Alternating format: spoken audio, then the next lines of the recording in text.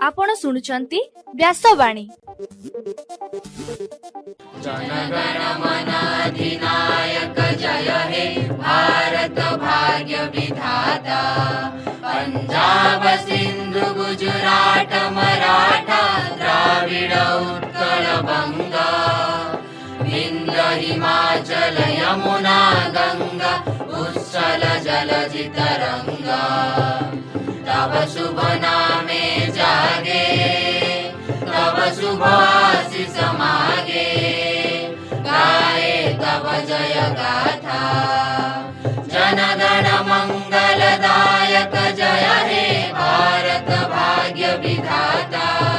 जय हे जय हे जय हे जय जय जय जय हे। या कुंदेन्दु तुषार हार धवला। या शुभ्र वस्त्रामृता। या वीणा वरदंड मंडित करा। या श्वेत पद्मासना।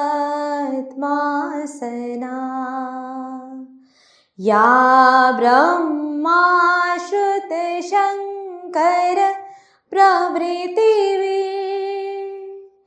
देवै सदा वंदिता। सा मां पातु सरस्वती भगवती। निशेष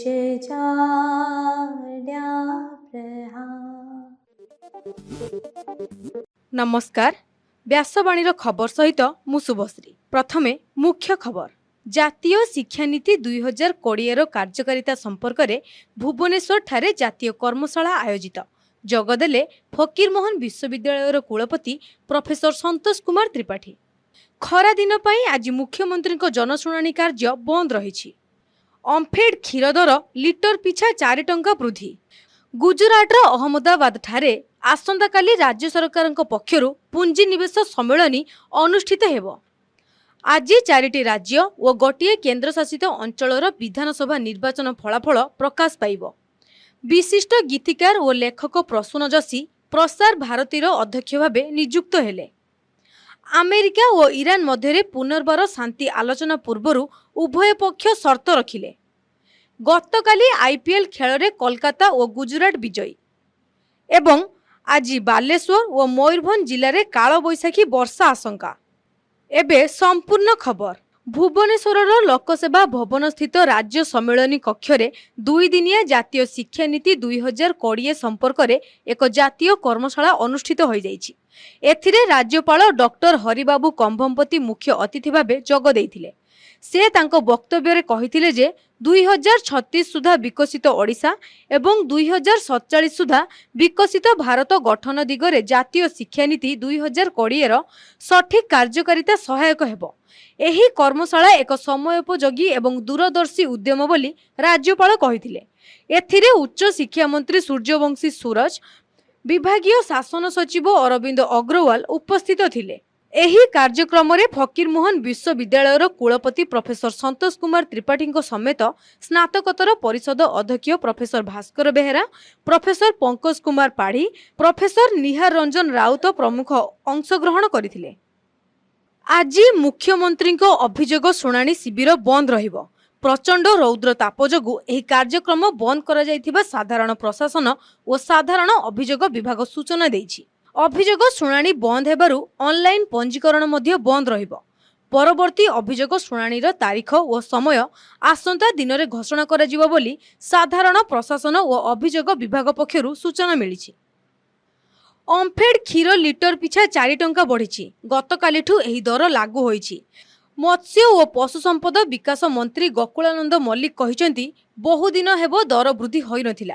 एबे प्रक्रियाकरण और परिवहन खर्च अधिक रहुछि। एहाको दृष्टि रे रखी दर वृद्धि करा जायछि। ଅମ୍ଫେଡ୍ ଟଲ୍ଡ କ୍ଷୀର ପ୍ୟାକେଟ୍ ପିଛା ନୂଆ ଦର 27 ଟଙ୍କାରେ ଏବେ ବିକ୍ରି ହେବ। ସେହିପରି ପ୍ରିମିୟମ କ୍ଷୀର 29 ଟଙ୍କା ଓ ଗୋଲ୍ଡ 30 ଟଙ୍କାରେ ବିକ୍ରି ହେବ। ଅମ୍ଫେଡ୍ ଗୋଲ୍ଡ ପ୍ଲସ୍ 30ରୁ 32 ଟଙ୍କାକୁ ବୃଦ୍ଧି କରାଯାଇଛି। ପୁଞ୍ଜି ନିବେଶକୁ ପ୍ରୋତ୍ସାହିତ କରିବା ପାଇଁ ଓଡ଼ିଶା ସରକାରଙ୍କ ପକ୍ଷରୁ ଆସନ୍ତାକାଲି ଗୁଜରାଟର ଅହମ୍ମଦାବାଦରେ ଏକ ପୁଞ୍ଜି ନିବେଶ ସମ୍ମିଳନୀ ଆୟୋଜନ କରାଯିବ। ଏହାର ମୁଖ୍ୟ ଉଦ୍ଦେଶ୍ୟ ହେଉଛି ଆଗାମୀ Utkarsh Odisha make in Odisha conclave 2025 ପାଇଁ ଦେଶର ବଡ଼ ବଡ଼ ଶିଳ୍ପପତି ଓ ନିବେଶକମାନଙ୍କୁ ଆକୃଷ୍ଟ କରିବା। ଓଡ଼ିଶାର ମୁଖ୍ୟମନ୍ତ୍ରୀ ମୋହନ ଚରଣ ମାଝୀ ଏହି କାର୍ଯ୍ୟକ୍ରମରେ ଯୋଗଦେଇ ଶିଳ୍ପପତିମାନଙ୍କୁ ଓଡ଼ିଶାରେ ନିବେଶ କରିବାକୁ ଆମନ୍ତ୍ରଣ ଜଣାଇବେ। ବିଶେଷ କରି ଟେକ୍ସଟାଇଲ, କେମିକାଲ୍ସ, ପେଟ୍ରୋକେମିକାଲ୍ସ ଏବଂ ମ୍ୟାନୁଫ୍ୟାକ୍ଚରିଂ କ୍ଷେତ୍ରରେ ଥିବା ବ୍ୟବସାୟିକ ସୁଯୋଗ ସୃଷ୍ଟି କରିବା ବିଷୟରେ ସୂଚନା ପ୍ରଦାନ କରାଯିବ। ପଶ୍ଚିମବଙ୍ଗ, କେରଳ, ତାମିଲନାଡୁ, ଆସାମ ଓ କେନ୍ଦ୍ରଶାସିତ ଅଞ୍ଚଳ ପଡୁଚେରୀରେ ଅନୁଷ୍ଠିତ ବିଧାନସଭା ନିର୍ବାଚନର ଫଳାଫଳ ଆଜି ପ୍ରକାଶ ପାଇବ। ସକାଳ 8ଟାରୁ ଭୋଟ ଗଣତି ଆରମ୍ଭ ହୋଇଛି। ସବୁ ରାଜନୈତିକ ଦଳର ପ୍ରତିନିଧିଙ୍କ ଉପସ୍ଥିତିରେ ଭୋଟ ଗଣତି ଚାଲିଛି। ଭୋଟ ଗଣତି ସମୟରେ ଆଇନ ଶୃଙ୍ଖଳା ବ୍ୟବସ୍ଥାକୁ ଗୁରୁତ୍ୱ ଦିଆଯାଇ ସବୁ କେନ୍ଦ୍ରରେ ବ୍ୟାପକ ପୋଲିସ ଓ ସୁରକ୍ଷା କର୍ମୀଙ୍କୁ ନିୟୋଜିତ କରାଯାଇଛି। ଏହି ନିର୍ବାଚନରେ ପଶ୍ଚିମବଙ୍ଗର ମୁଖ୍ୟମନ୍ତ୍ରୀ ମମତା ବାନାର୍ଜୀ, ଆସାମର ହିମନ୍ତ ବିଶ୍ୱ ଶର୍ମା, ତାମିଲନାଡୁର MK ଷ୍ଟାଲିନ, କେରଳର ପିନାରାଇ ବିଜୟନ ଏବଂ ପଡୁଚେରୀର ମୁଖ୍ୟମନ୍ତ୍ରୀ AN ରାଙ୍ଗାସ୍ୱାମୀଙ୍କ ଭାଗ୍ୟ ନିର୍ଦ୍ଧାରଣ ହେବ। ଏଠାରେ ସୂଚନାଯୋଗ୍ୟ, ଆସାମ, କେରଳ ଓ ପଡୁଚେରୀରେ ଗତ ଏପ୍ରିଲ 9 ତାରିଖରେ ଗୋଟିଏ ପର୍ଯ୍ୟାୟରେ ଭୋଟ ଗ୍ରହଣ ହୋଇଥିବା ବେଳେ ତାମିଲନାଡୁରେ ଏପ୍ରିଲ 23ରେ ମତଦାନ କରାଯାଇଥିଲା। ଅନ୍ୟ ପକ୍ଷରେ ପଶ୍ଚିମବଙ୍ଗରେ ଦୁଇଟି ପର୍ଯ୍ୟାୟରେ ଏପ୍ରିଲ 23 ଓ 29ରେ ଭୋଟ ଗ୍ରହଣ ହୋଇଥିଲା। ଆଜି ସନ୍ଧ୍ୟା ସୁଦ୍ଧା ଚୂଡ଼ାନ୍ତ ଫଳ ଘୋଷଣା ହେବାର ସମ୍ଭାବନା ରହିଛି। ପ୍ରସିଦ୍ଧ ଗୀତିକାର ଓ ଲେଖକ ପ୍ରସନ୍ନ ଯୋଶୀଙ୍କୁ ଭାରତ ସରକାର ଦ୍ୱାରା ପ୍ରସାର ଭାରତୀର ଅଧ୍ୟକ୍ଷ ଭାବେ ନିଯୁକ୍ତି କରାଯାଇଛି। ସରକାରୀ ସୂଚନା ଅନୁଯାୟୀ 2026 ମସିହାର ଆରମ୍ଭ ଭାଗରେ ଏହି ନିଯୁକ୍ତି ଘୋଷଣା ହୋଇଥିଲା। ଗୀତ, ବିଜ୍ଞାପନ ଓ ସାହିତ୍ୟ କ୍ଷେତ୍ରରେ ତାଙ୍କର ଦୀର୍ଘ ଅନୁଭବ ଓ ସୃଜନଶୀଳତାକୁ ଦୃଷ୍ଟିରେ ରଖି ଏହି ଦାୟିତ୍ୱ ଦିଆଯାଇଛି, ଯାହା ମାଧ୍ୟମରେ ସରକାରୀ ପ୍ରସାରଣ ବ୍ୟବସ୍ଥାକୁ ଆଧୁନିକ ଓ ସଶକ୍ତ କରିବାର ଉଦ୍ଦେଶ୍ୟ ରହିଛି। ଆମେରିକା ଓ ଇରାନ ମଧ୍ୟରେ ଶାନ୍ତି ଆଲୋଚନା ପୂର୍ବରୁ ଉଭୟ ପକ୍ଷ ସର୍ତ୍ତ ରଖିଛନ୍ତି। ଯୁଦ୍ଧ ବନ୍ଦ କରିବା ପାଇଁ ଆମେରିକାର ପ୍ରଶାସନ ପକ୍ଷରୁ 9ଟି ସୂତ୍ରୀ ପ୍ରସ୍ତାବ ରହିଥିବା ବେଳେ ଇରାନ 14ଟି ସୂତ୍ରୀ ପ୍ରସ୍ତାବ ରଖିଥିଲା। ଇରାନ ଗଣମାଧ୍ୟମର ରିପୋର୍ଟ ଅନୁସାରେ ତେହେରାନ ଦାବି କରିଛି ଯେ ଆମେରିକା ଲେବାନନ ସମେତ ସମସ୍ତ ସାମୁଖ୍ୟରେ ଯୁଦ୍ଧ ବନ୍ଦ କରୁ, ନୌସେନା ଅବରୋଧ ହଟାଉ, ନିଜର ସେନା ପ୍ରତ୍ୟାହାର କରୁ ଏବଂ ହରମୁଜ ପ୍ରଣାଳୀ ପାଇଁ ଏକ ନୂତନ ପରିଚାଳନା ବ୍ୟବସ୍ଥା ପ୍ରତିଷ୍ଠା କରୁ। ଏହି 14ଟି ସୂତ୍ରୀ ଯୋଜନାରେ ଅନ୍ୟାନ୍ୟ ଦାବି ସହିତ ଇରାନ ଉପରୁ ପ୍ରତିବନ୍ଧକ ହଟାଇବା, ଜବତ ସମ୍ପତ୍ତିକୁ ମୁକ୍ତ କରିବା ଏବଂ କ୍ଷତିପୂରଣ ପ୍ରଦାନ ଭଳି ବିଷୟ ମଧ୍ୟ ସାମିଲ ରହିଛି। କିନ୍ତୁ ଆମେରିକା ରାଷ୍ଟ୍ରପତି ଡୋନାଲ୍ଡ ଟ୍ରମ୍ପ ଏହି ପ୍ରସ୍ତାବକୁ ସନ୍ତୁଷ୍ଟି ନଥିବା ପ୍ରକାଶ କରିଛନ୍ତି। ପରମାଣୁ ଅସ୍ତ୍ର ନିର୍ମାଣ ରୋକିବା ପାଇଁ ଦୃଢ଼ ଗ୍ୟାରେଣ୍ଟି ନ ମିଳିବା ପର୍ଯ୍ୟନ୍ତ କୌଣସି ପ୍ରସ୍ତାବ ଗ୍ରହଣୀୟ ନୁହେଁ ବୋଲି ଟ୍ରମ୍ପ କହିଛନ୍ତି। ଗତକାଲି ଖେଳାଯାଇଥିବା IPLର ଦୁଇଟି ଖେଳରେ କୋଲକାତା ନାଇଟ୍ ରାଇଡର୍ସ ଏବଂ ଗୁଜରାଟ ଟାଇଟନ୍ସ ବିଜୟ ହାସଲ କରିଛନ୍ତି। ଗୁଜରାଟ ଟାଇଟନ୍ସ ପଞ୍ଜାବକୁ 4 ୱିକେଟରେ ପରାସ୍ତ କରିଛି। ପ୍ରଥମେ ବ୍ୟାଟିଂ କରି ପଞ୍ଜାବ କିଙ୍ଗସ୍ 9 ୱିକେଟରେ 163 ରନ୍ କରିଥିଲା। ଜବାବରେ ଗୁଜରାଟ ମାତ୍ର 4ଟି ୱିକେଟ ହରାଇ ମ୍ୟାଚ୍ ଜିତିଥିଲା। 9ଟି ମ୍ୟାଚ୍ରୁ ମୋଟ 13ଟି ପଏଣ୍ଟ ସହ ପଞ୍ଜାବ ଶୀର୍ଷ ସ୍ଥାନରେ ବିଜୟ ହୋଇଛି। ସେହିପରି ଅନ୍ୟ ଏକ ଖେଳରେ କୋଲକାତା ନାଇଟ୍ ରାଇଡର୍ସ 7 ୱିକେଟରେ ସନରାଇଜର୍ସ ହାଇଦ୍ରାବାଦକୁ ପରାସ୍ତ କରିଥିଲା। ଏବେ ପାଣିପାଗ ଖବର। ରାଜ୍ୟରେ କାଳବୈଶାଖୀ ପ୍ରଭାବରେ ଅଧିକାଂଶ ସ୍ଥାନରେ ଦିନର ତାପମାତ୍ରା ହ୍ରାସ ପାଇବା ସହ ପାରଦ 40 ଡିଗ୍ରୀ ତଳକୁ ଖସିଛି। ତେବେ ଆଜି ରାଜ୍ୟର କେତେକ ଜିଲ୍ଲା ତଥା ଝାରସୁଗୁଡ଼ା, ସୁନ୍ଦରଗଡ଼, ମୟୂରଭଞ୍ଜ, କେନ୍ଦୁଝର, ବାଲେଶ୍ୱର, ଭଦ୍ରକ, ଯାଜପୁର, କେନ୍ଦ୍ରାପଡ଼ା, ଜଗତସିଂହପୁର, ରାୟଗଡ଼ା, ନବରଙ୍ଗପୁର, କୋରାପୁଟ ଏବଂ ମାଲକାନଗିରିରେ ଅପରାହ୍ନ ଅବା ସନ୍ଧ୍ୟାରେ ଘଡ଼ଘଡ଼ି ବିଜୁଳି ସହ କୁଆପଥର ବର୍ଷା ହେବାର ସମ୍ଭାବନା ରହିଛି। ଏଥିସହ ଉକ୍ତ ଜିଲ୍ଲାମାନଙ୍କରେ ଘଣ୍ଟା ପ୍ରତି 50ରୁ 60 କିଲୋମିଟର ବେଗରେ ପବନ ବହିବାର ସମ୍ଭାବନା ଥିବାରୁ ଅରେଞ୍ଜ ୱାର୍ଣ୍ଣିଂ ଜାରି ହୋଇଛି। ଆସନ୍ତା 5 ତାରିଖ ପର୍ଯ୍ୟନ୍ତ ଉତ୍ତର ଓଡ଼ିଶା ଓ ସଂଲଗ୍ନ ଅଞ୍ଚଳରେ ଘଣ୍ଟା ପ୍ରତି 40ରୁ 50 କିଲୋମିଟର ବେଗରେ ପବନ ବହିବା ସହ ସମୁଦ୍ର ଅଶାନ୍ତ ରହିବ।